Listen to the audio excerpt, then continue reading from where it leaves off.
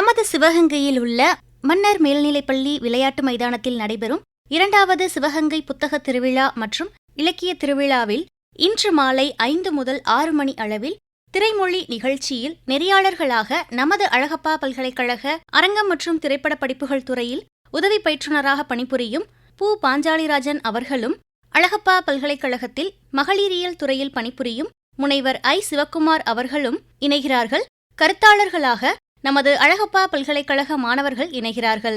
உலக திரைப்படங்கள் என்ற தலைப்பில் செல்வி ஸ்ரீதேவி அவர்களும், இந்திய திரைப்படங்கள் என்ற தலைப்பில் செல்வன் குணா அவர்களும், தமிழ் திரைப்படங்கள் என்ற தலைப்பில் சங்கவி அவர்களும், சிறார் திரைப்படங்கள் மற்றும் ஆவணப்படங்கள் என்ற தலைப்பில் அழகு பவானி அகிலன் அவர்களும் இணைகிறார்கள்.